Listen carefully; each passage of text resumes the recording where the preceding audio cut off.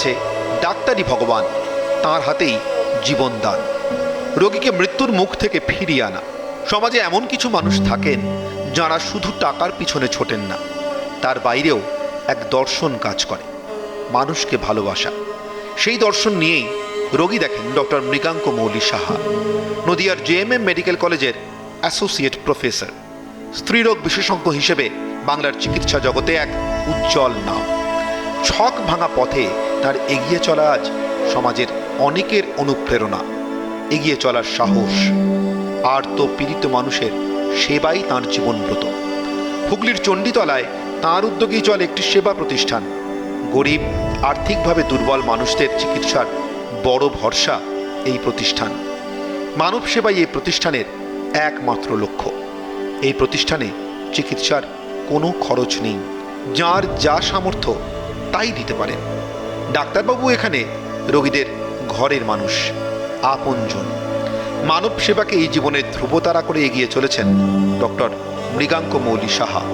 স্বাস্থ্য পরিষেবার এই নীরব যোদ্ধাকে কুর্নিশ, তাঁকে অগ্নিশ্বর সম্মানে সম্মানিত করতে পেরে আমরা গর্বিত।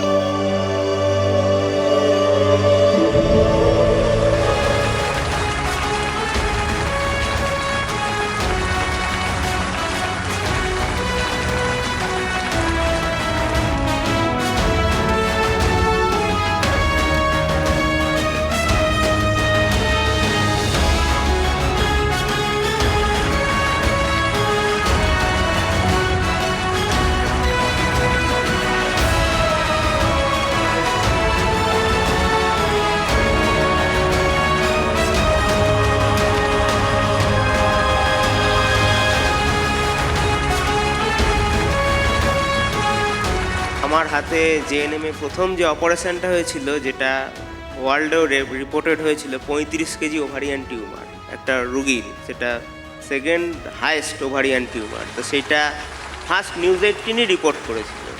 এবং আরেকটা অপারেশন হয়েছিল খুবই ক্রিটিক্যাল, যার ভালভাল ক্যান্সার ছিল। আমি বেসিক্যালি গাইনি অঙ্কো সার্জেন, তো সেটাও নিখরচাতে আমাদের কল্যাণী জেএনএমে হয়েছিল, যেখানে সেম সিটিংয়ে ভালভাটাকে এক্সারসাইজ করে তার রিকনস্ট্রাকশন সেটা একবারে করা হয়েছিল। আর সব থেকে আনন্দ দিয়েছিল একটা মহিলার, যার অ্যাসিড পয়জনিংয়ের মহিলা।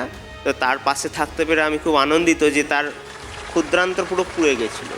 তা সে যখন গর্ভাবস্থায় এসেছিল, পুরো 9 মাস হাসপাতালে ভর্তি থেকে টোটাল প্যারেন্টাল নিউট্রিশন দিয়ে তার একটা ফুটফুটে বাচ্চা তার কোলে আমি তুলে দিতে পেরেছিলাম।